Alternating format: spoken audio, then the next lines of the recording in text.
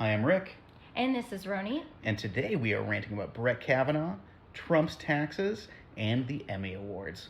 All right, so kicking it off with Brett Kavanaugh. This douchebag is back in the news again. Apparently something with, and I'm not going to lie, I'm a little confused about exactly what is happening, because apparently there is a New York Times article that perhaps may have, still not quite sure, have botched the details of the FBI investigation, if you can call it that.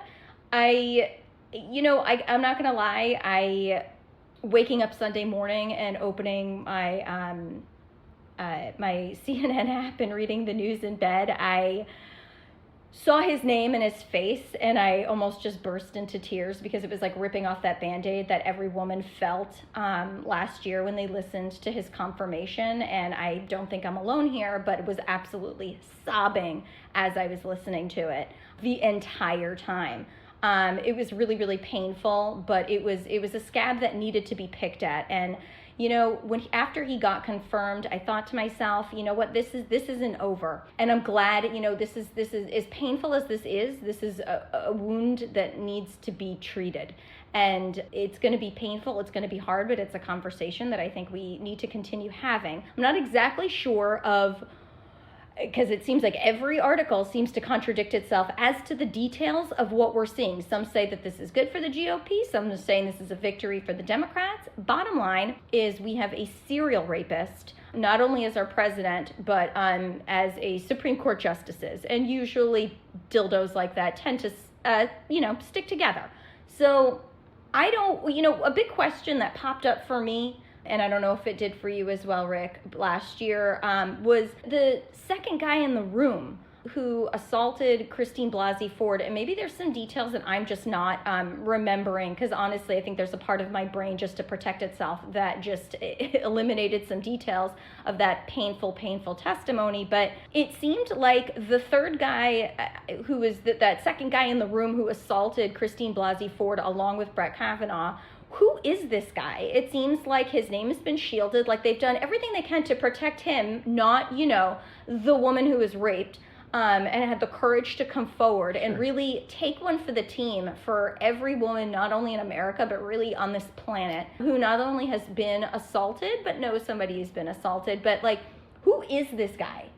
Well, Ronit, let me start by saying I like beer. I enjoy drinking beer. I've never raped or covered up for anyone's rape after drinking beer. He's literally having a beer right now, as am I. Well, I like beer. Mm-hmm. So I think I also want to commend you for your bravery on that admission. Of liking beer. Yeah, admitting that you like beer. It just takes tremendous, what's the word, katsy? So I want to applaud you. Yeah, like chutzpah. Testicles. Yeah. Yes. Male testicles. Yes. And I just testosterone. I really enjoy beer. I want to commend you. As we know, on that. All men and women who like beer are both rapists and should be forgiven for what they've done. But here's what I think is, besides the obvious, there is a rapist on the Supreme Court who will be potentially making decisions about laws that will affect people for decades. I think it's important to keep it within the public consciousness, because it's with so much with Trump. And we're going to get into him a little bit more later, of course. And of course, Donald Trump is going to be a major topic throughout this podcast in the future. I think it's important to continue talking about it and to not forget, to not lose the details of how fucking terrible this is, because it's surrounded by a forest of other awful Trump-related shit. Correct. And it's not just about Trump. Look, and guys, we're going to delve deeper into this in further episodes, but it's never just about the assault. It's never about the rape. It's about everything that comes afterwards. Any sort of trauma, okay, whether it's accidental or intentional. Going through that trauma, that's not the hard part. It's everything that comes afterwards, okay? Have you ever seen anybody, on the side of the road after a car accident? They're in shock. They can't even process what happened until later on, okay? That can be the same thing that happens for rape survivors. And the conversation, it's not just about the assault itself, it's about everything. It's the collateral damage, okay, that sticks with you years later, but also about how intent we get so focused on just really telling women to shut the fuck up, as opposed to listening to what it's almost like a gut reaction. It's a gut instinct to not believe women, because it would be so much easier. We do this in so many aspects of our lives, right? Where it would be so much easier to ignore an awful truth and than to confront it, right? And rip that Band-Aid off. And I think that this is ripping, this giant Band-Aid. And, I don't, Christine Blasey Ford is probably never going to hear this, but there's not even, with every fiber of my being, I cannot tell you how much admiration I have for this woman and how much courage she has to not only to say out loud, even to her therapist, right, in the privacy in the confidentiality of a doctor's office, but let alone documented for future generations and for everyone to hear it forever. They're going to hear her words, and she came forward with her story and gave. When we confess something, we tell a secret, it's like we're giving a little piece of ourselves away. We're putting a piece of ourselves out there, and she did that. She did that for the good of this country. Christine Blasey Ford is not only a hero, but a patriot. And I cannot commend her enough, and every woman who has ever come forward. And she did this for this country.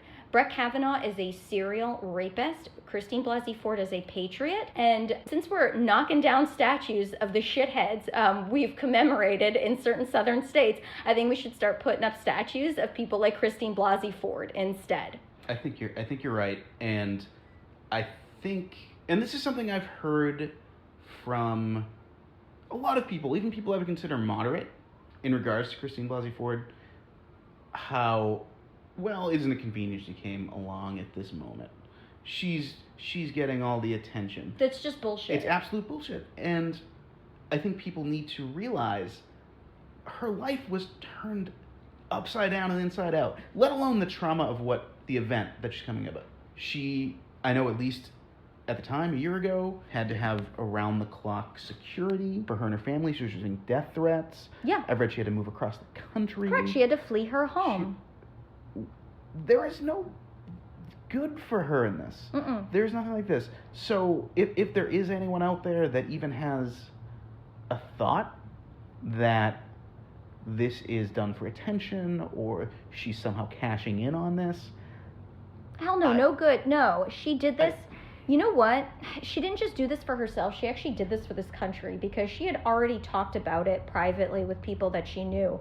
She came forward and made it public because he was about to be confirmed, and she was literally doing her duty as an American. Like, to me, there is, thank you for your service, okay? Right. Level patriotism, okay? She put herself and literally her life on the line to try to protect this country. Yes. And you know what? She did her piece. She said what she had to say. And I mean, fuck Chuck Grassley, who basically just looks like a community theater extra from The Crucible. Him and his loser cronies were just, going to dismiss her anyway. It was a formality. It was a circus, and it was utter garbage. And I love how they had to have this barrier of protection. They had to have a female ask her questions during this because they were so terrified of even coming into verbal contact with her. This is how terrified dudes like these dinosaurs are of women. They're terrified of women. It almost reminded me of Harry Potter, where in the chambers where they would bring in prisoners, and they would have the ministry officials would have their patronuses protecting them from the Dementors. I'm not kidding. This is the image that popped into my head. I felt like they treated this woman like she was their patronus, and Christine Blasey Ford was all women are basically Dementors, there to threaten their security, their feeling of safety, and they all just needed to eat chocolate afterwards. It's insane. Mitch McConnell points his wand, and out comes Susan Collins. right, exactly. So... It's somehow 2019. I mean, back then it was what day? It was 2018. But it was somehow 2019 now, and 1419 at the same time. it's unbelievable. I half expected to see Christine Blasey Ford brought into the chambers like in manacles. Do you know what I mean? Like she was put on trial. So, yes, it should have been a hearing for him, and then ended up being a hearing for her, and that's how that's how these scumbags do these things. It's just every time it's what were you wearing, were you drinking? Yeah, it's all the that same bullshit. garbage. So we are going to talk a lot about this in the future. We are, and you know what? And I do want to say for a second, I'm sorry, we did focus on Christine Blasey Ford. We did not actually talk about Brett Kavanaugh himself, because I think his conduct alone during his hearing was enough to not confirm him. Everything that they accuse women of being, shrill, irrational, every shitty thing that they love throwing at women, like he acted like a crazy person. Also, who saves their calendars from like 40 years ago? You know what I mean? It's almost like he knew he was going to be accused of something.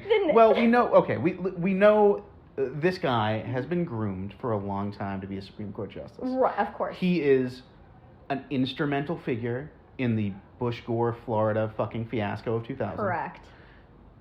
And this is something he felt he deserved, and this is something he felt that was owed to him. Yes. And when you take away something from a fucking spoiled brat, take away a spoiled kid's toy and see what happens. And that was his reaction. So even if everything he said was true, his temperament should have disqualified him from being a sober as a judge, quote unquote, to make even-handed decisions. Never mind his fucking personal grudge against the Clintons. Oh my God! Even bringing them up during the hearing, they had absolutely nothing to do with it. It should have been disqualifying. Yes. But again, Cotton Mather didn't give a shit and processed him anyway. It was a circus. It was another Trumpian circus, and it's unfortunately something we're going to have to potentially deal with for decades. Now, I should say I have not read every single Democratic candidate's comments on this. I know at least most of them have come out in favor of impeachment for Brett Kavanaugh. So that's something to Can I also say something? I had no idea that you could impeach. I'm not going to lie. I feel like I'm fairly up with politics. We're making the rules up as we go along now. I did not know that you could impeach. I thought this was like for life. Like this is it. By the way, side note, for any listeners out there, if you want to write any letters to Ryan Murphy and Brad Falchuk, I do think that the next season of American Horror Story should just be American Horror Story Beach Week. Just a suggestion. Just throwing it out there. That's gonna be American Crime Story in the future. I'm sure. American Crime Story Beach Week. I think they're planning. I believe next season is Clinton Lewinsky story, which is very interesting. And oh my God, I cannot wait. Okay, that is the story. That is a topic for another day. I cannot wait. I am so excited about that. I'm super happy about it. That is also, and as Monica Lewinsky put it, she is patient zero, to use her words, for like online bullying, yes, and online shaming. Yes, that is also another topic we will cover down the line. Oh yeah, that is something. When that show is on, when that season's on, that is something I very much want to talk about. So I mean, Brett Kavanaugh, we're going to be talking about this for a while, and we do have other things to talk about today. Yep, and we will revisit Brett Kavanaugh not only as this story develops, but also it's really its own topic because it is a much bigger, it's not just about him. It's about all the Brett Kavanaughs of the world, and a discussion about how we talk about them, how we talk about the women they've assaulted, and the culture of rape and sexual assault in general. That is a separate episode, so prepare your alcohol because you'll need it. Now, speaking of rapists, and I was going to say guys we're going to be talking about a lot in the future. Yeah. President Trump. Can we drop the president part? I wish we could.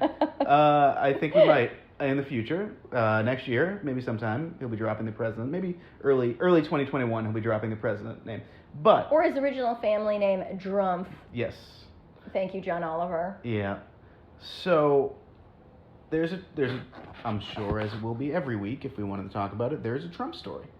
So what's going on every with hour Trump? Yeah. of every day? So specifically, what is going on with the orange fuck goblin? What's happening? So the traffic cone from hell, apparently there was a subpoena issued, and I think it was from the New York State's attorney, if I'm correct. It was definitely the state of New York that issued a subpoena for his taxes.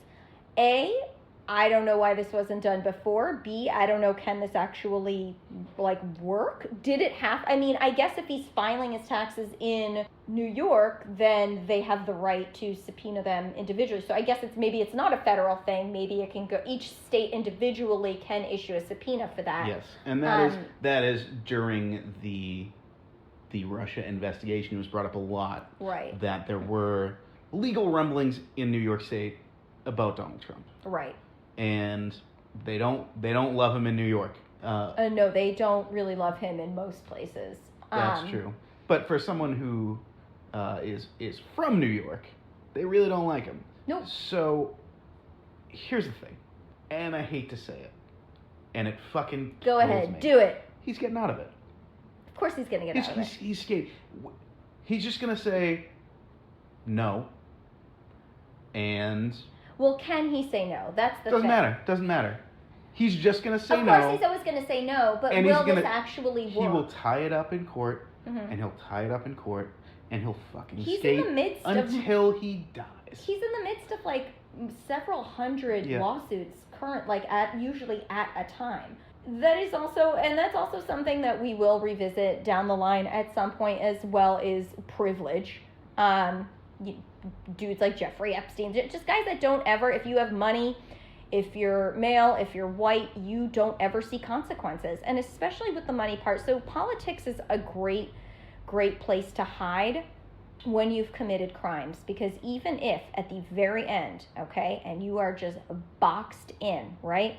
Usually the plea deal that's on the table is you can just resign and avoid jail time. So if you're a criminal, the best place for you to hide is right out in the open in politics, which every politician knows. Rachel Maddow actually did a great piece on that, maybe a year ago or something like that. And it's so true, because you see these people commit these awful crimes, and then all that's offered to them by prosecutors is, you know what, you just give up your position. They get to keep their money, their houses, they're just every shitty thing they've amassed over the course of their tenure. And there's just victims that get no closure. And it's that's it? You just lost your job? That's it? That's it? You got to keep everything else.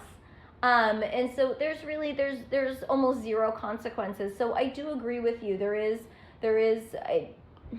I think there's something to people in positions of power see losses of a level of power as sufficient punishment.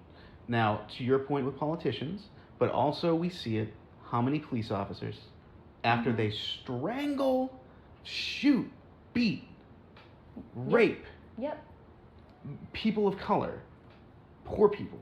Right on camera, too. On camera. How many of them just lose a job? Right. Or get suspended? You just get to walk away. Or move to the next state over. Mm-hmm. It happens all the time. And I think it's the same energy. We have people in power shifting power around, losing a little bit of power. But meanwhile, if your average person did something similar, or, someone of below average means did something similar, they are punished far more greatly. Not more greatly to their circumstance, but more greatly in general. They're in jail. They're worse off. It's just how things work, and it's disgusting that the power imbalance between those with and those without right now is the highest it's been that I can remember in my lifetime. Oh yeah, we're basically or at least I should say it's a new caste system, right. And that's also another topic for another day. Term, but I see where you're going. It's corporate entitlements, sure. And the way we've created I very do wonder, low-income families. I do wonder, and this is something to look into, I think, To my awareness, it's the worst it's been. Yeah.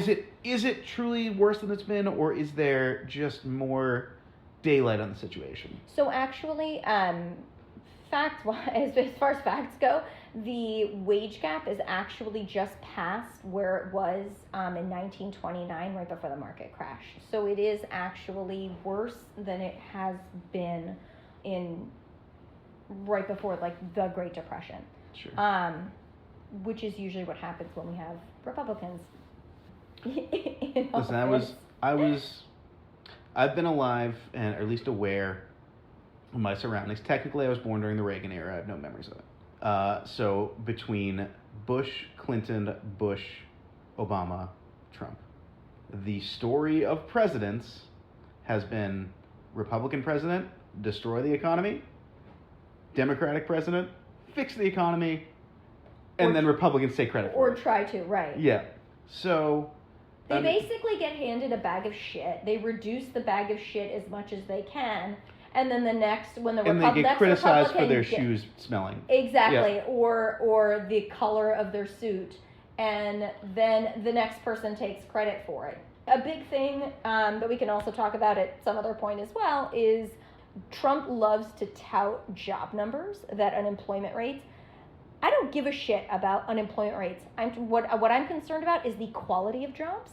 Yes. And how much people are actually getting paid, because that is where we're really running into into this massive inequality in the United States. It's quality of jobs and income. It's unlivable. Just pay attention next time you're out. And I do it. I deliver for Uber Eats, and I've been paying attention. There's a lot of cars out there with Uber stickers on them. There are, yeah.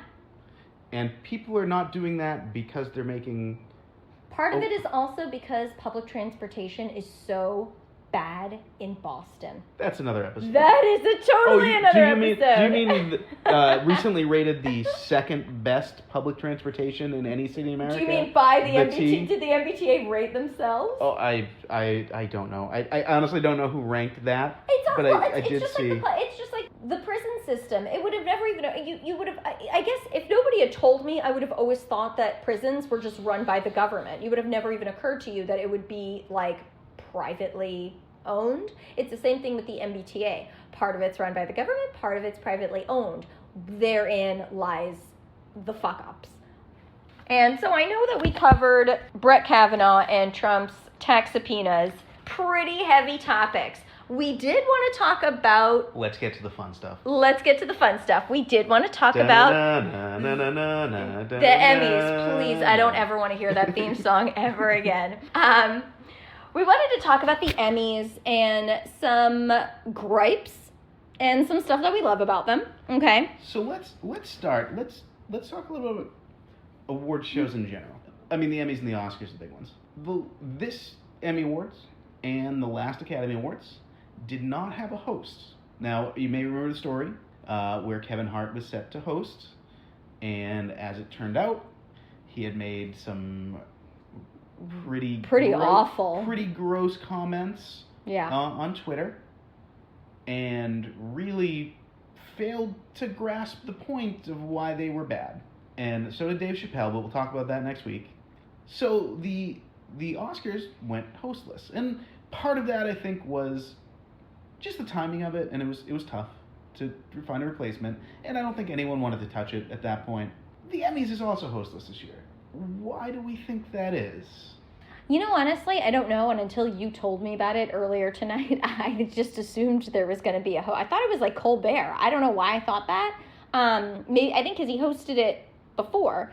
You know, whether it has a host or not, I don't know how much I really give a shit depending on the host. I think if it's a host that is funny, I'll get really psyched about it. And like, all right, classic host, Billy Crystal. He was always funny. He always did a great job, and I don't know why he hasn't hosted in like a million years. I'm sure because there was a period of time where he hosted a lot. I think he's semi-retired too. That could be, but I also think it's probably a demographic situation. I think they're probably the people they're trying to appeal to. get to watch, which is fucking ridiculous. Because by the way, this is sort of mini rant on the rant. Yeah, rant away. Award shows need to lean into what they actually are, because it's rich people congratulating other rich people on being rich. And you know what? The people, but yes, it's that. But I think there is also, let's bring attention to something. I think it does some good things. Sure, absolutely. But it needs to lean into its audience.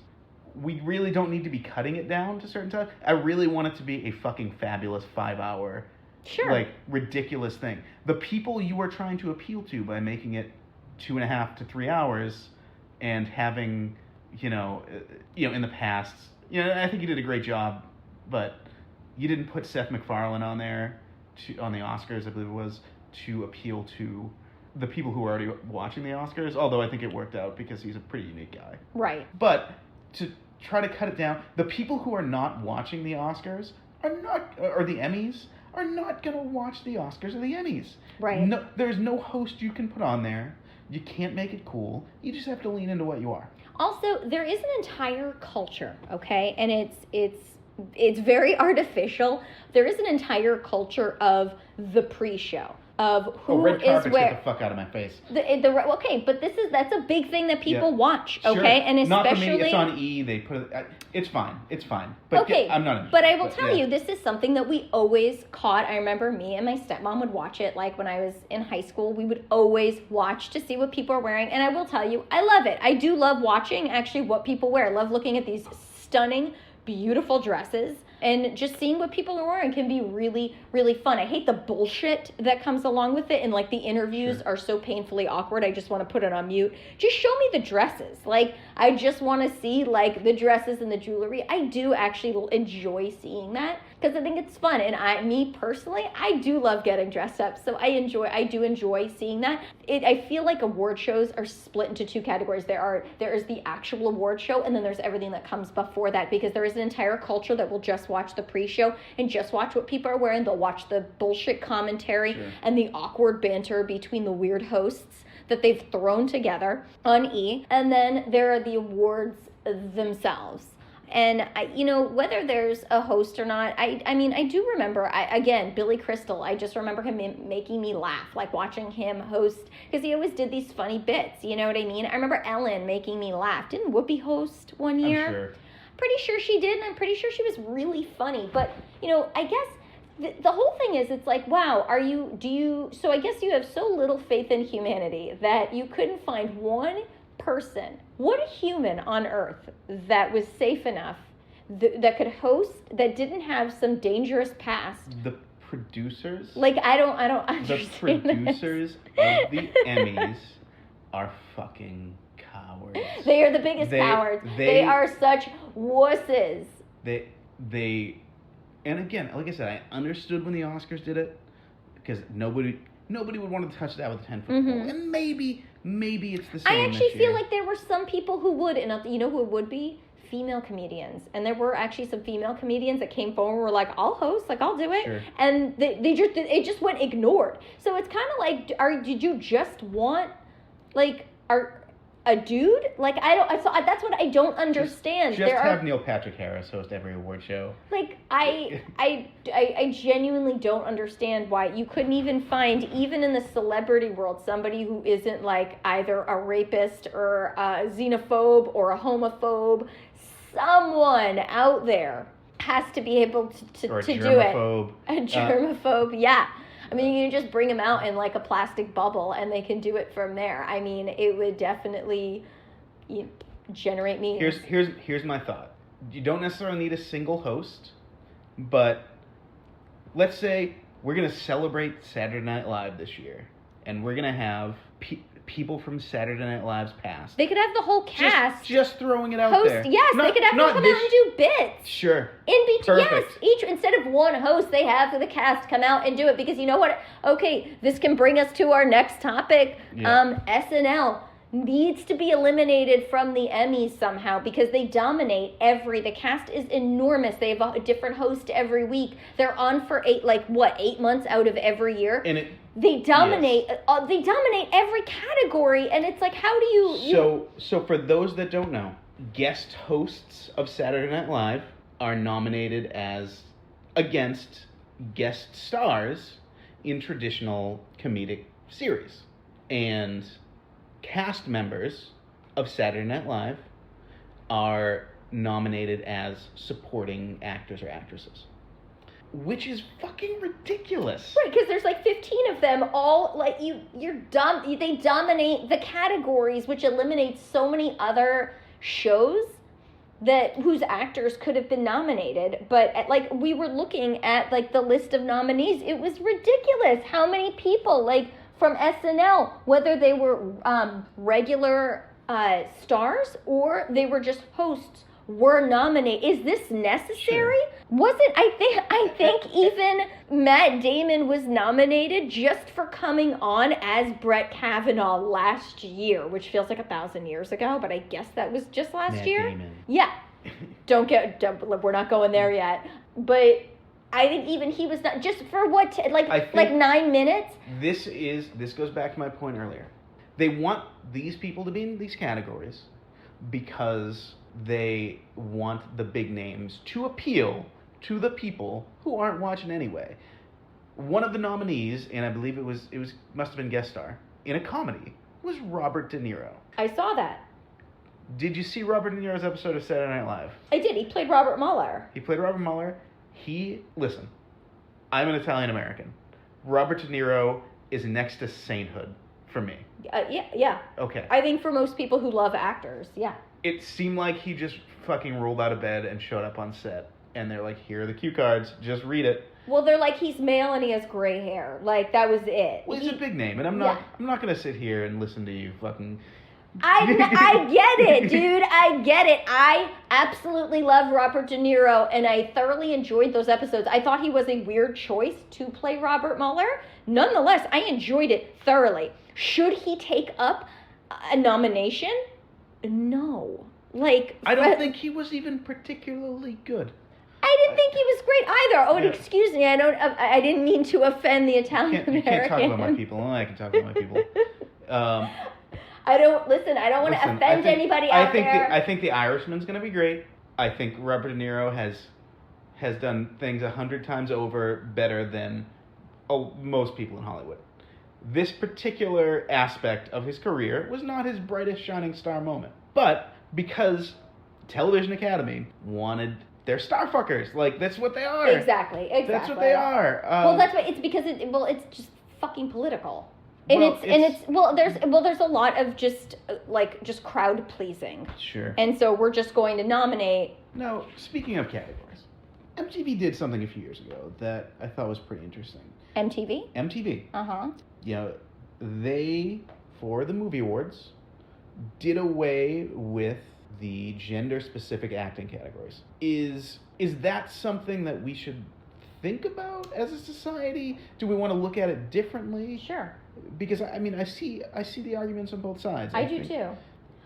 So here's my thing, and here's maybe a solution. I sort of went back and forth on it because I was like, well, okay, because there's usually like 5 or 6 for each, for male, female. Sure. But then, because I was like, but then wouldn't you just have only 5 total? But then I was like, why don't you just make it like 11 or 12?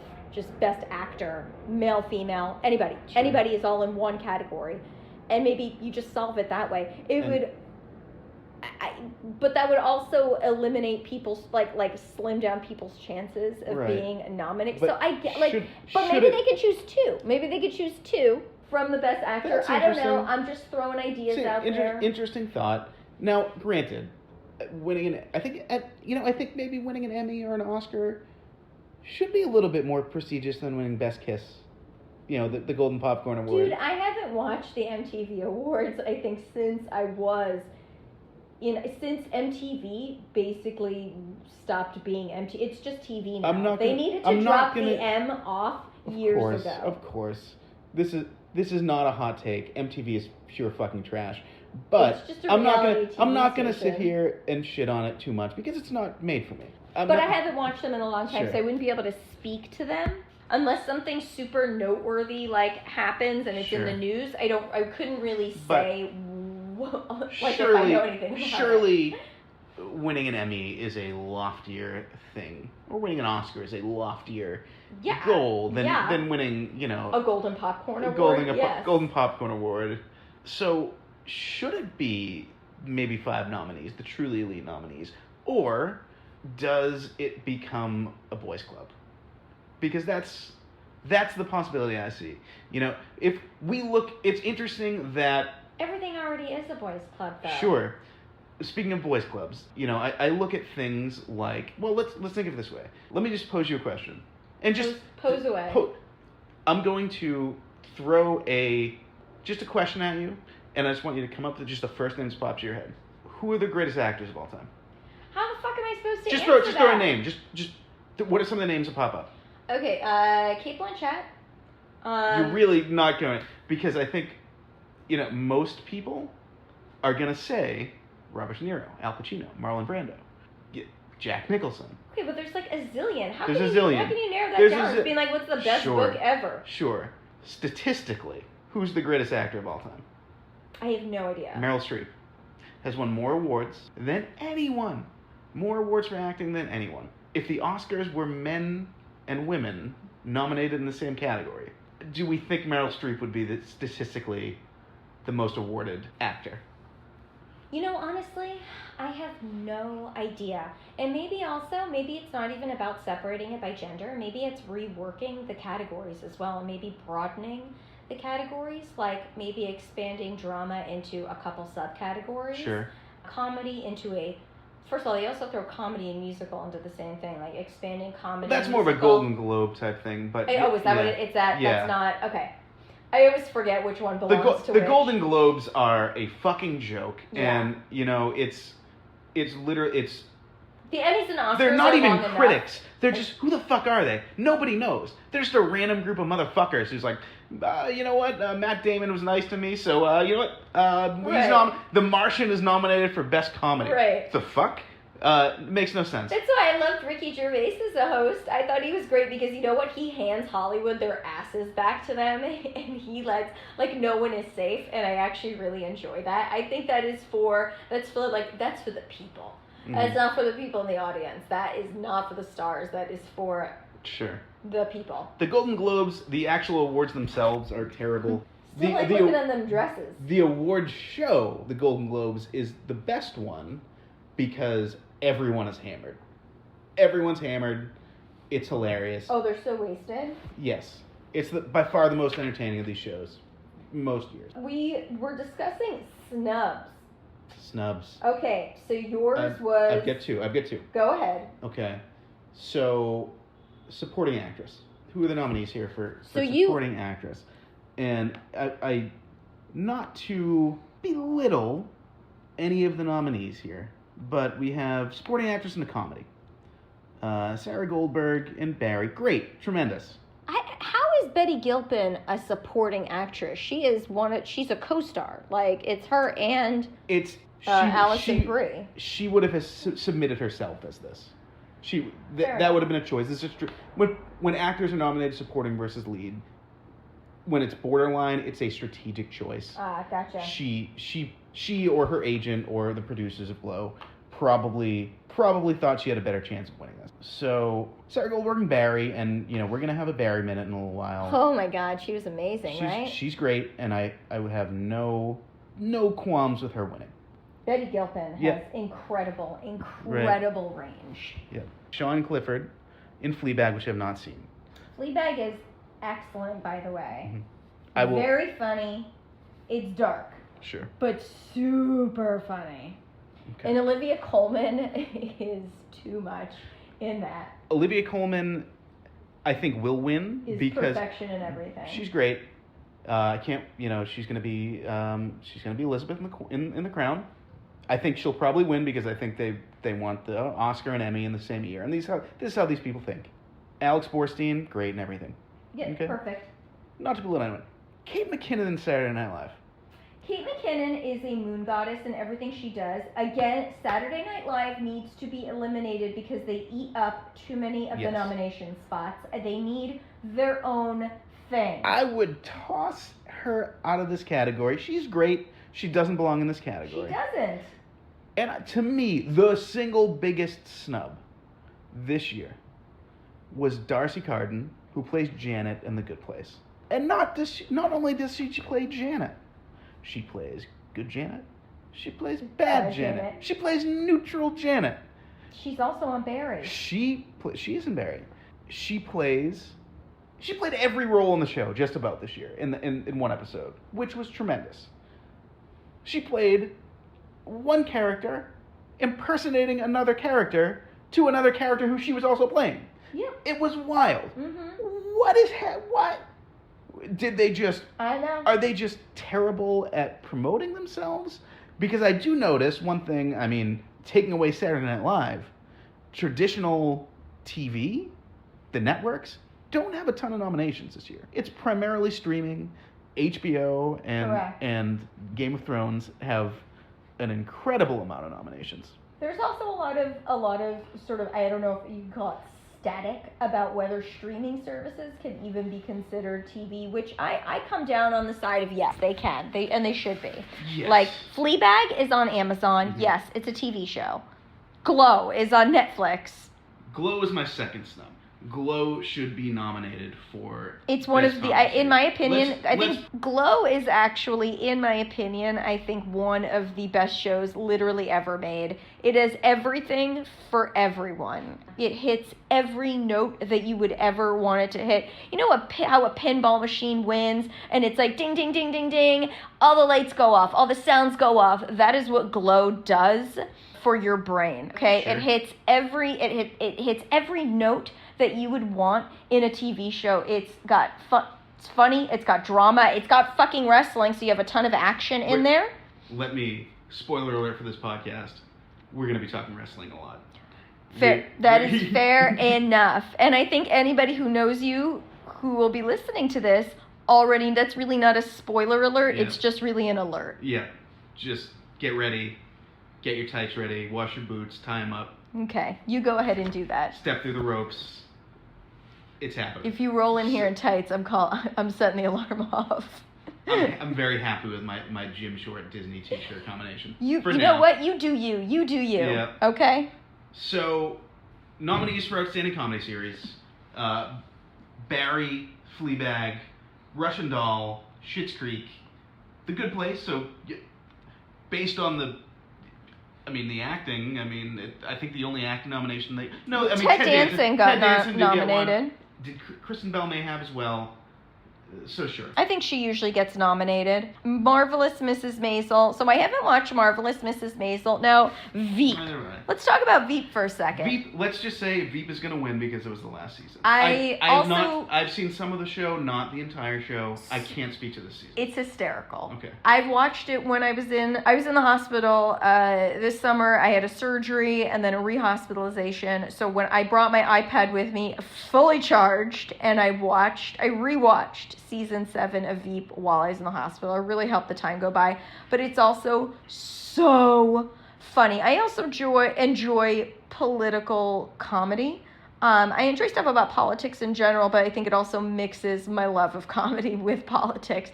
I also think Veep is one of the most not only brilliantly written shows in the history of television, but I also think it's one of the most brilliantly written political shows in the history of television. It's so intelligent, and it really hits on the nose on the culture and just the flat out ugliness, and the very detailed ins and outs of Washington and just how almost torturously hideous it is. And I think the show could not have survived if it wasn't a comedy, if it didn't find the humor in it, because I think that what those people's jobs in real life are so depressing. Like, they were interviewing one of the actors, the guy I think who played Dan Egan on Veep. They were interviewing him and Timothy Simons, who plays Jonad, or I think Jolly Green Jizzface, as they affectionately named him in one episode. And they were saying that, when they were doing research for the show, that they spent time with people who were assistants, to assistants, and they were, just political aides in Washington. They spent multiple days with them, and one of them specifically described, they said, my job, they said, is not to help the person I work for. My job is literally every day to wake up and ruin the life of the person I work for's opponent. Like, that is my job. And they said it with such a despair in their voice. And so I don't think the show could have ever survived if it wasn't a comedy, because what they do and the subject matter is so despairingly, it's so depressing. It's so depressing, but it's also, it really happens every single day. And I think that not only the writing, but the acting was so, Julia Louis-Dreyfus can really genuinely, she can do anything. I mean, her range is unbelievable, but she's so funny, and she took a character that's just really like a bad person, but makes her so funny and enjoyable to watch. And also, thank you, Veep, for giving me the word vagibrary, which I will use, which is what I've renamed a section of my bookshelf dedicated to anything vagina-centric. It's my vagibrary.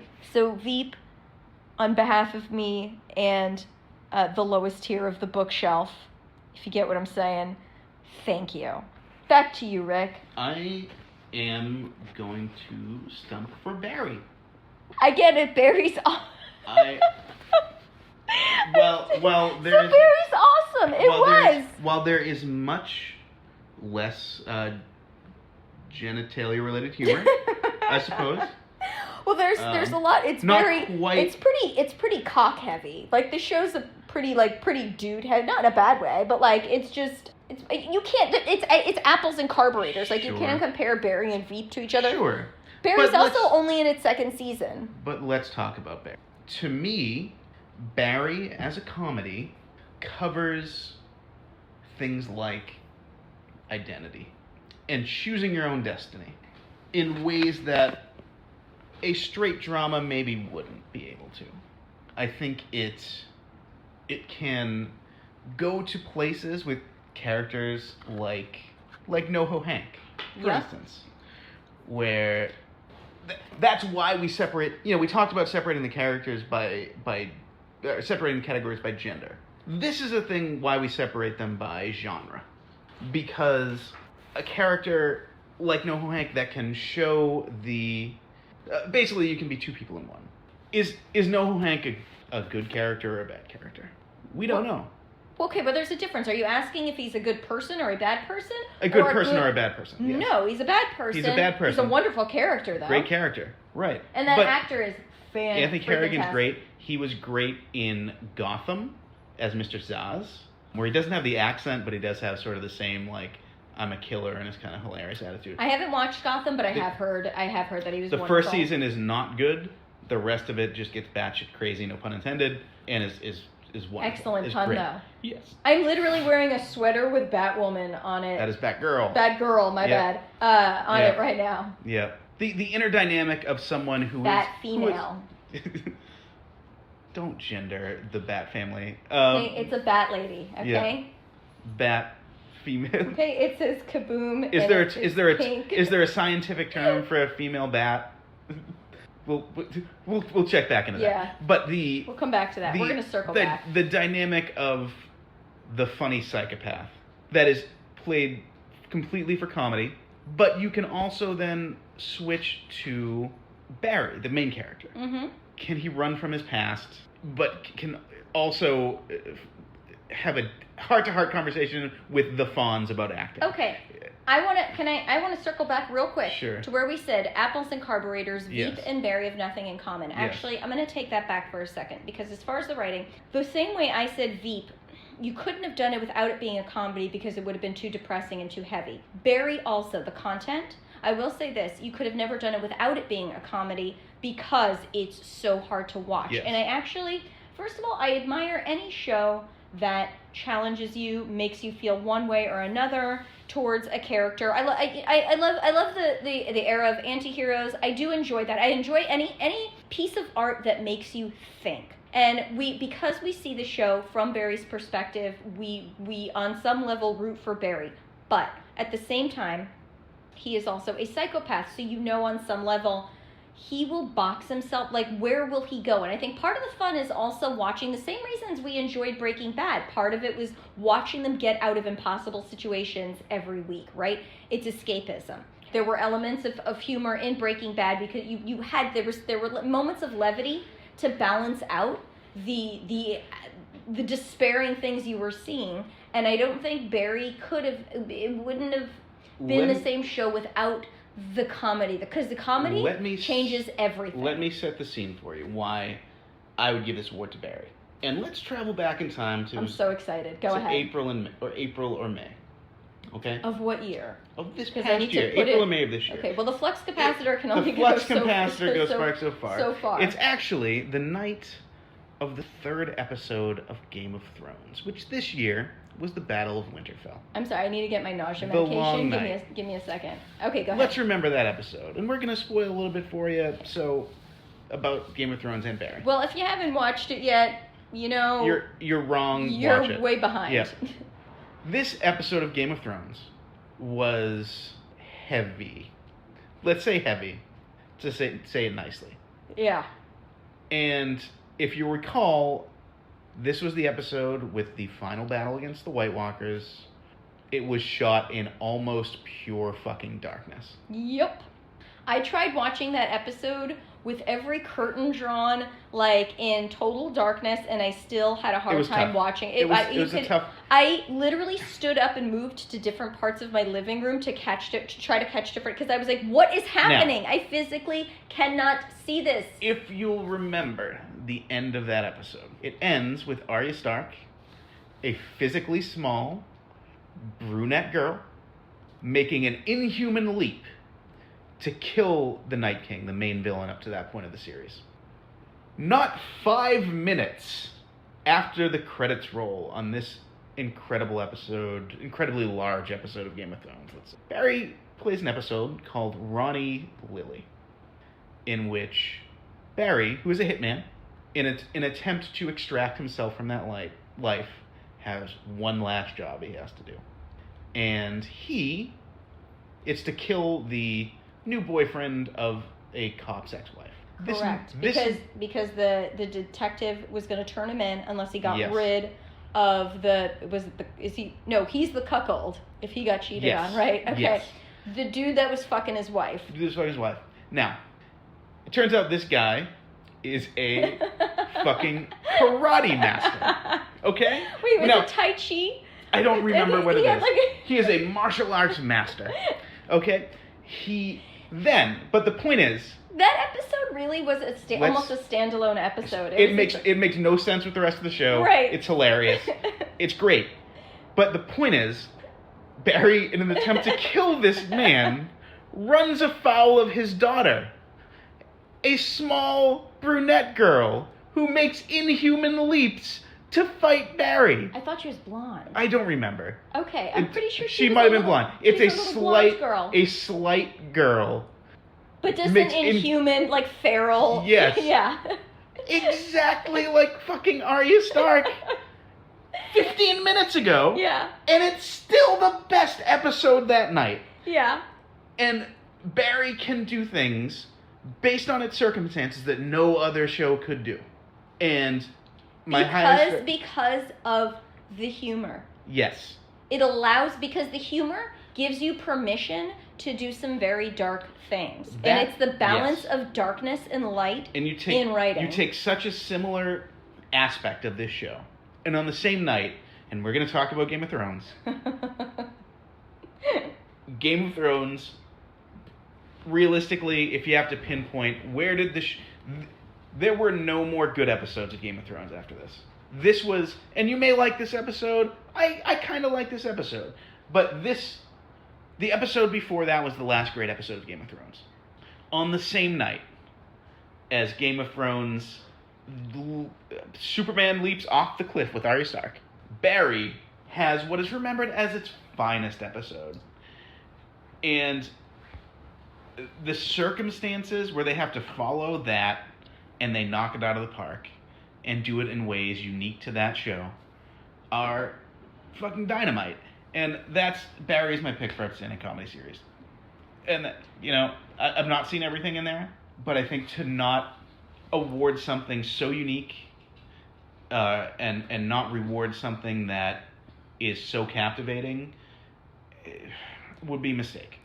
So my vote is still for Veep, as good as Barry was, for a few reasons. A, Veep is outstanding. And I know you haven't watched the last season yet. The last season was tremendous. I mean, it was incredible. And I know this is such a political thing, and this is really no reason why you should ever really give a show an award simply because it's its last season. It'll be its last opportunity. But I also think on a universal level, Veep was such an important show. Sure. Not only because it was funny, it was good dramatically. I also think that it's hard to end shows. It ended really, I thought they did a great job. A lot of times we can love a show, but we're like, oh my God, what did you do with that ending? Some of my favorite shows, I absolutely hated the ending, and I just pretend like they don't exist, okay? Veep, so, no, don't do it. But I thought Veep ended, it wrapped everything up the way Veep should have. It was always true to itself. I thought it was especially also in the times that we're living in this political climate, we needed that. I think that was a really important, not only was it a brilliantly written, beautifully acted show, but I think that we also very much needed that because every day we have such political fatigue, and I feel exhausted. And I think I know I'm not alone there. There was even some article I saw that psychologists are actually diagnosing like legit people have fatigue. We're exhausted. I opened up my app, my news app Sunday morning, and I started crying. Okay, when I literally just saw Brett Kavanaugh's face, I was just political exhaustion. Exhausting. And so I also think that Veep, any piece of art is also significant to the time it takes place in, right? And the time that not takes place in, but the time that it came out in. Sure. It's art not only motivates and moves a culture forward and impacts culture, but it works both ways. Culture can also impact art and where it goes from there, which is why we've seen art has just evolved, whether it's music, television shows, and movies, right? We've just seen an evolution in art and and comedy. So I do think Veep is my vote. And that doesn't take anything away from Barry. Barry was incredible, and it was really, really good. Veep still gets my vote. So I guess Sunday night, and I really do. I genuinely think my prediction is that Veep is going to get it. And I also think it will be very deserving of it. I'm not going to be upset. The seasons I have seen are very good. Watch season 7. I will get there. I was in the hospital, okay? That is a shitty place to be. And Veep made me feel better. It made me laugh out loud. And it's just because it was never afraid to go to those places. And I have a lot of admiration the same way Barry isn't afraid. It took a very dark subject. I mean, your main character, your sort of hero, and you can't see me, but I'm using quotation marks, okay? I think it was implied in your voice. Hero, okay, is he assassinates people for a living. And his body count. Also, can we also just talk for a second about how did Barry ever get this far as a hitman? Because he seems to be terrible at it. Oh no, that's the one thing he's good at, and that's no, but he's really bad. He botches every. Okay. For anybody, and I'm sorry if I'm ruining this for anybody who's not watching Barry, but he is terrible. Every single time he goes to kill somebody, he fucks it up. He is so bad at it. He may be good at physically pulling a trigger, but actually getting the job done. Like, I'm just like, how did you ever make it this far? Not that it matters. Who gives a shit? Because the show is wildly entertaining and it's very fun to watch. And part of the fun is watching, Barry get out of these, seemingly impossible situations. Not to mention the supporting cast is just incredible, it's very funny. The show, like you mentioned, Darcy Carden, bit part. Yeah. Excellent. There are no small parts, as Henry Winkler's character, I'm sure, would tell you. Correct. Yes. Mr. Cousineau would tell you. But yeah, I mean, I think it's a great show. I'm interested to see. I'm very interested to see how this goes. Now, to the dirty business. We have put it off for too long. We've teased it. We've talked about it. And you know what? We're going to talk about it again down the line at some point. There's going to be a Blu-ray release. The books are hopefully coming out eventually. The spin-offs are coming. It's too ingrained in our culture to not discuss further down the line. There are going to be 2 pilots. And I'm super interested because some nominees, Mr. Benioff and Weiss, are not going to be involved in these. I'm vomiting right now. They're going to maybe do Star Wars. They're hoping maybe to be just locked in a box and never be given a pen. Here's my prediction. They will be shunted off to Disney Plus to do a Star Wars series, maybe a couple movies, and then, well, who knows? Let's see. But here is the accepted canon of the Game of Thrones story. Or at least the quality of the seasons. Okay? It's an 8-season show. The first 4 seasons are generally considered to be a masterwork. And I know you have different opinions about that, and we'll get to that. But this is the general public perception of the show. Sure. Okay. Season 5 takes a little bit of a dip, but there's some great stuff in there. Season 6 is a rebound season. Season 7 is not good. And it's pretty well recognized as being a very weak season compared to the rest of the show. There's still some great stuff in there. Season 8, which is the season we're talking about today, is a dumpster fire. It is fucking garbage. It's garbage. It's trash.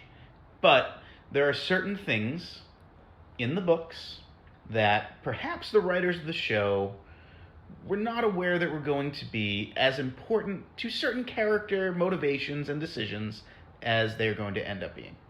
So when you take out pieces of the foundation, the whole narrative collapses. Crumbles. Case in point, Daenerys Targaryen. We're going to spoil Game of Thrones. We're going to talk about it because there's no way not to. So if you don't want to hear about the end of Game of Thrones, if you're waiting for the Blu-ray, see you next week. But we're going to talk about it. Daenerys Targaryen throughout the entire series was the savior across the sea for Westeros. She had dragons. She was magic. She was the most beautiful woman in the world in the fiction. She came to Westeros. She fell in love with the first eligible bachelor that she met in Jon Snow. And she is his queen. But she falls in love with Jon Snow, the first eligible Westerosi bachelor of non-dwarvish proportions that she meets. Now, this is just one string that really bothers the hell out of me. As soon as something doesn't go her way, as, of course, with many women in fiction, she fucking loses her mind. They engineer a situation in which she, who throughout the entire series, was basically a freedom fighter. Can we agree on that? She, 100%. They may not have stuck the landing every time. She was the liberator. She was a liberator. She was an embracer of those who needed common saving. People, yes, the small folk, as it is within the universe. Right. They engineered a situation in which you can easily watch the show and come to the conclusion that because Jon Snow, who was revealed as her nephew by blood, because Jon Snow would not have sex with her, she killed thousands of people. Now, there's more to it. I understand that because I know there's somebody out there ready on Twitter to be like, well, the dragon died and the... No. What are you talking about? No one's going to listen to this. We have thousands of people. Unfortunately, Daenerys killed a third of our potential audience in King's Landing. I have a third vagina, by the way. Anyway, no, I wasn't even aware. Going. No one's ever going to hear this. It's according to Family Guy's Behind the Knee.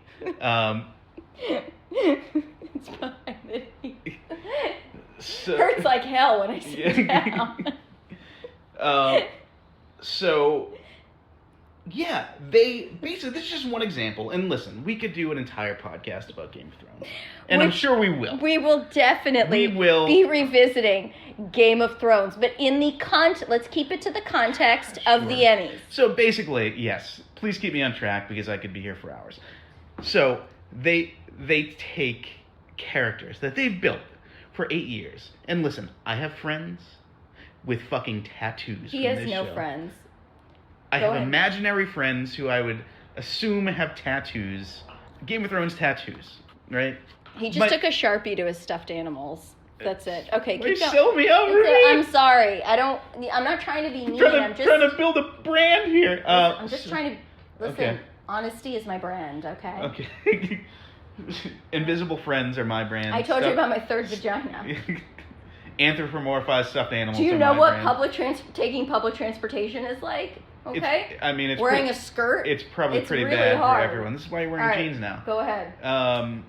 So my point is basically they have taken perhaps one of, if not the most important character in the show, and within the course of like 20 minutes, turned her into Hitler riding a fucking dragon. Mm-hmm. What the fuck? And what kills me, 2 of the worst episodes in the entire show's run, which is something like 70 episodes, were 2 of the last 3 episodes of the season. There are a ton of shows which dropped the ball in the last season. If we want to go to How I Met Your Mother, which might be neck and neck with the worst here for me with Game of Thrones as far as drop off in quality. People have issues with the Seinfeld finale. I would put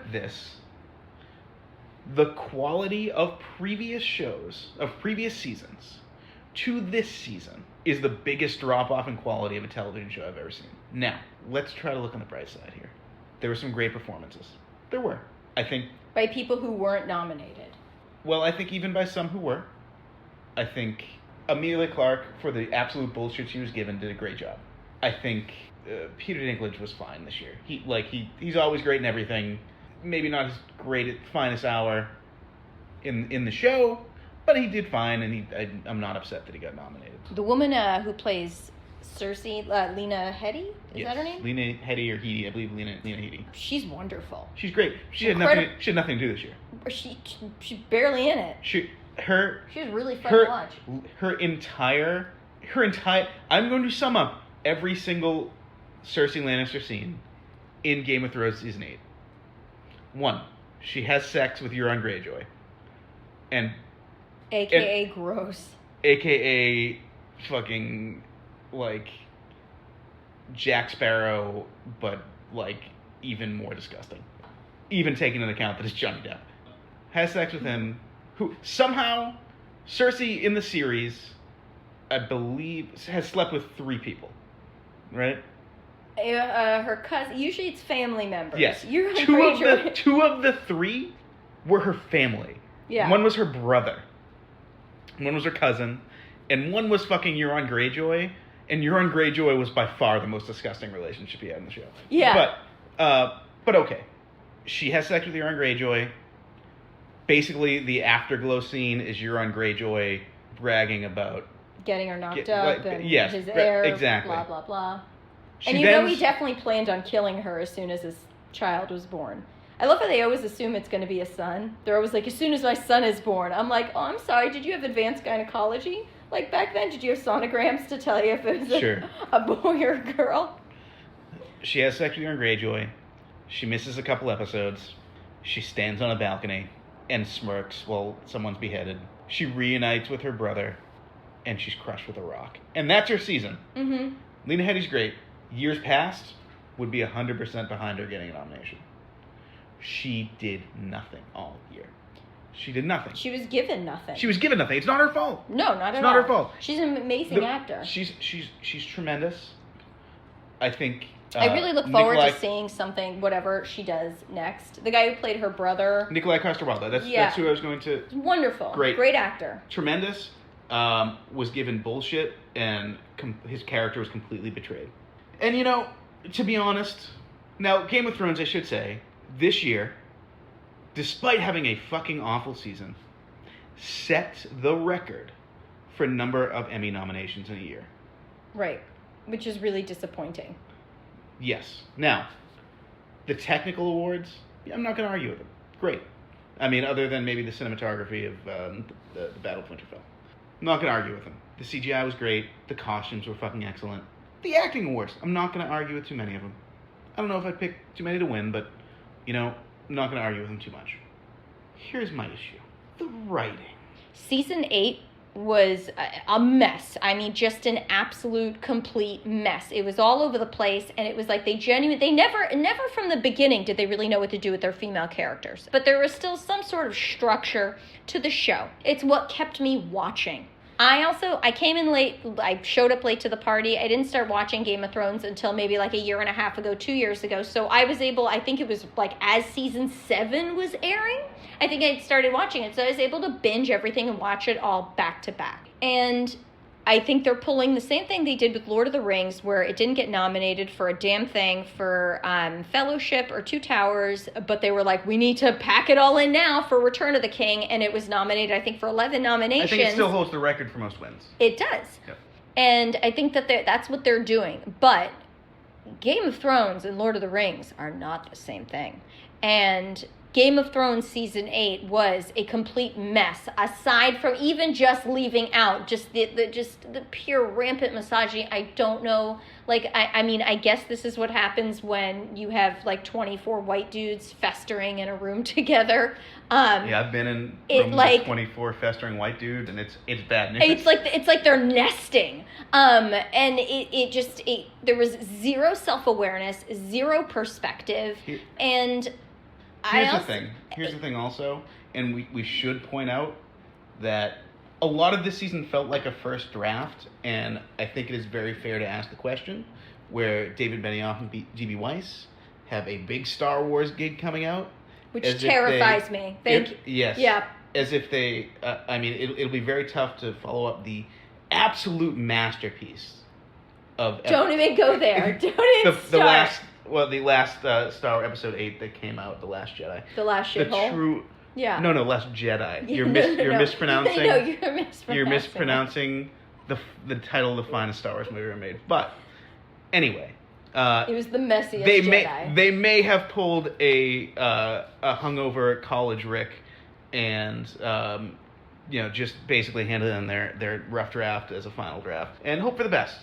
But it's also a testament to just privilege and what privilege looks like. Like, seriously, if you're just a dude with a fucking laptop, like, they'll just give you the job of writing this fucking series. Do you know what I mean? And I will say the story of how they got this was they actually, this is true, they correctly guessed the identity of Jon Snow's mother to George R.R. Martin, and he gave them his blessing to pitch a series to HBO.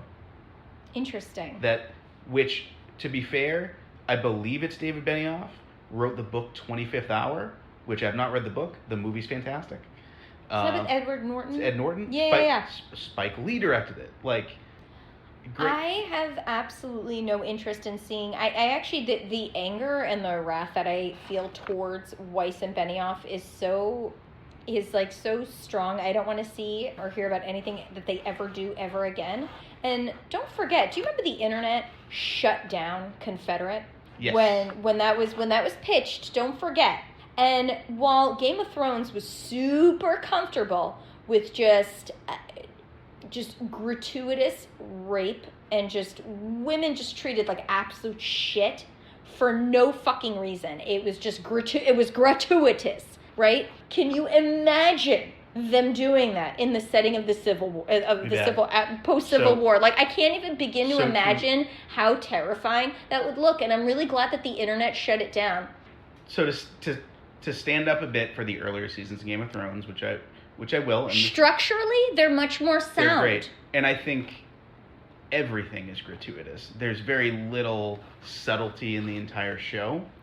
I seem to recall a man's head being popped like a grape. Right, okay, but that doesn't happen every 3 seconds. Well, it's a very violent show. I seem to recall It's an extremely violent show, but there is a difference between general violence and then violence on women strictly because they are women. The makers of and writers of Game of Thrones were so careless and dismissive of how they portrayed the rape. It was happening almost in so many scenes. It was almost painted into the background. It desensitized viewers into watching rape. I actually, like, I have guy friends who were actually like, I stopped watching after a couple seasons because I couldn't watch it anymore. Like, I couldn't do it anymore. Every woman I know who's read the books was like, their heads were exploding as they were watching the series. And I will tell you, when I finally sat down to watch this show, Game of Thrones, that I was so excited. I was like, oh my God, I can't wait to sit down and finally binge watch this show. I've heard so much about it. It's so popular. And in the pilot episode, this main character, she gets raped by her new husband. I was like horrified, okay? But here's what really horrified me. Not so much the rape itself, which is hard to watch, but the fact that they have her character basically falling in love with her rapist 3 episodes later. This is the problem I have, okay? If you are going to put a rape, I actually think they should pass a law, I really do, where dudes cannot write women's rape scenes, okay? I'm saying it now. I think they should pass a law. Men cannot write women's rape scenes. That's it. You are not allowed to. I cannot tell you, like, how disturbed I felt watching, and I was like, are they fucking, really, am I supposed to buy this? This is her great love? The guy, her rapist. He didn't just rape her once. He was raping her multiple times, raping her all the time. Whenever he wanted sex, he would just walk into the fucking tent, roll her over, and rape her. Like, you have to understand, like, just watching it. So when you already have that in your head, and then you see just so many, basically the way they painted so many of the male characters, it was also not an objectively written show. They very much wanted you to empathize with one character. They tell you who they want you to like and not like. And basically they pulled that shit where it was like, we want you to like this male character because he's not a rapist. Or they'll have you empathize with the male character because he stopped someone from raping her. In just kind of wrapping it up, because there's so much more we could say about Game of Thrones, okay? As far as the Emmys go, all right, go ahead. Quickly, let's go over the nominees. If you remember a little bit earlier, I said 2 of the last 3 episodes of the show are the worst in the entire run of the show. Yeah. Those 2 episodes are both nominated for Best Direction in a Drama Series. The Long Night. The Long Night is directed. Long Night is. That is not the episode I'm talking about. That is, I think, a middle of the pack episode of the series. There are moments that are okay. There's good, there's bad. If you know what's ugly. actually physically see what's happening. Yes. The Last of the Starks, directed by David Nutter.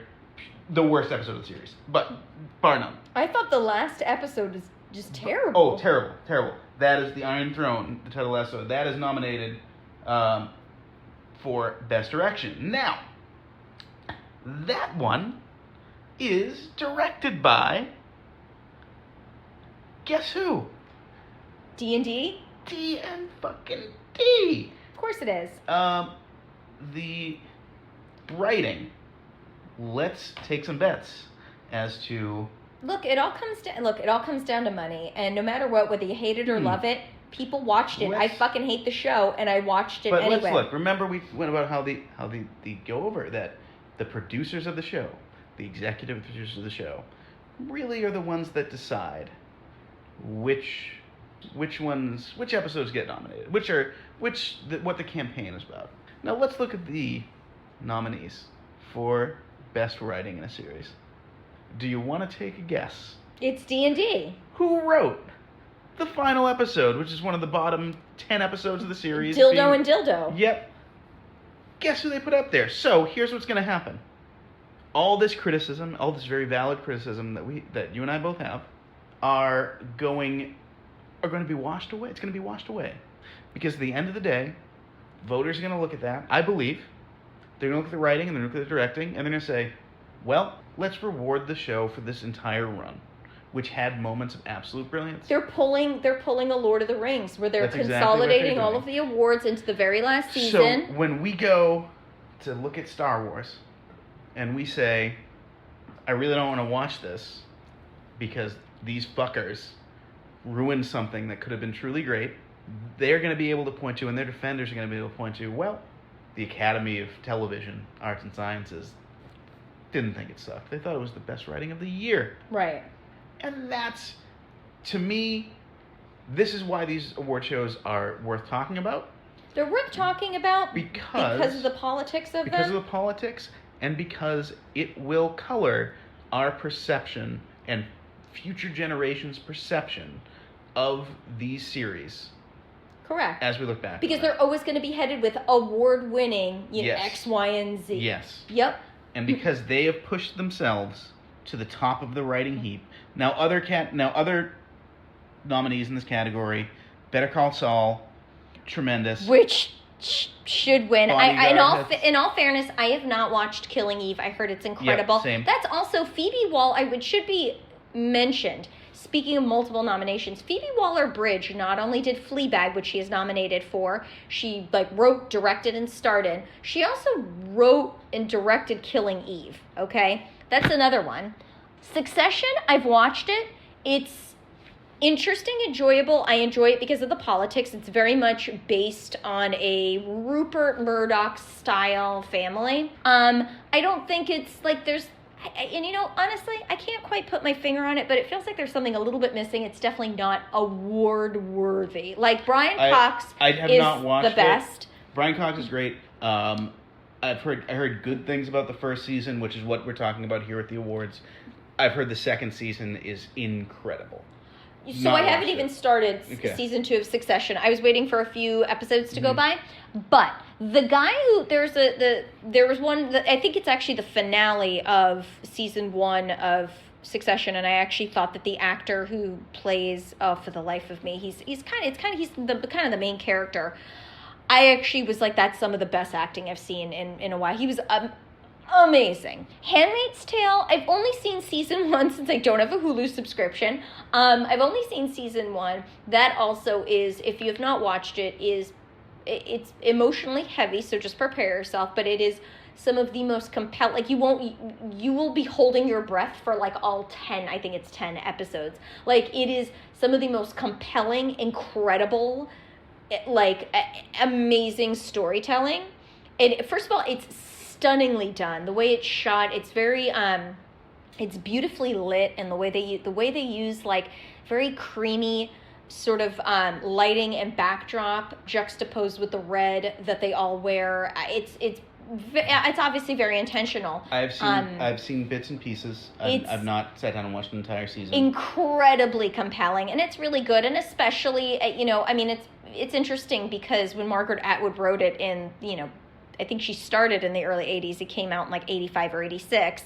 It's incredible because she pretty much predicted everything that was about to happen. It's upsetting. So it's let's hope she's not predicted everything that's going to happen, because it gets... A lot of what she The had... city of Boston does not fare well.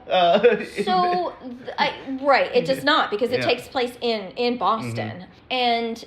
But it is also important to, I think also, again, just sort of these aren't just good shows. They're also important to the time that they take, that they come out in, right? The Handmaid's Tale, there's a reason why when women protest, they wear those outfits, right?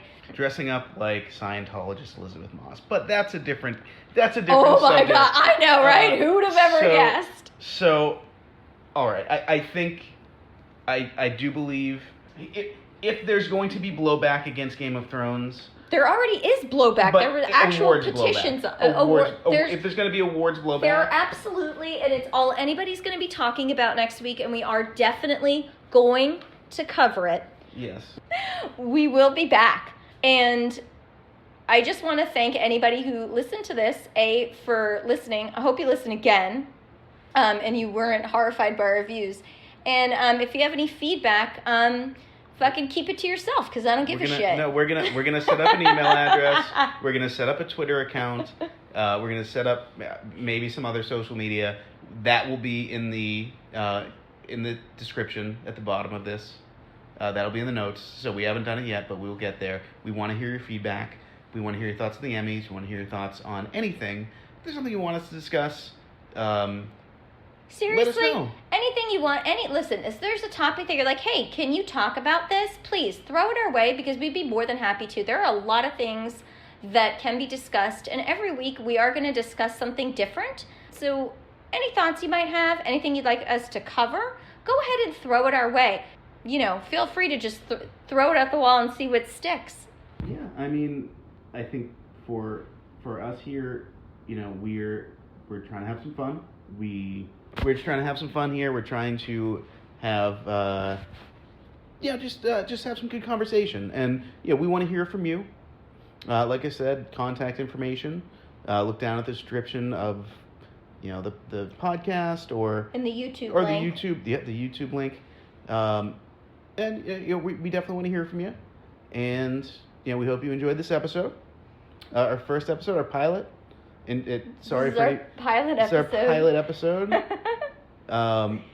Forgive any pilot weirdness that's going to happen. And just a little, I don't want to say it's not really a spoiler, but in October we will be discussing anything and everything about anything spooky, horror related. We're in the spooky season. And we are definitely entering the spooky season. We just left a full moon, the first Friday the 13th full moon, actually. In how many years? I have no idea. Yeah, who cares? But definitely, hopefully, you enjoyed your time with us. Tune in next week, and we will be up on YouTube. And my name is Ronit. And I'm Rick. And this has been The Rant. Good night, everybody. Good night.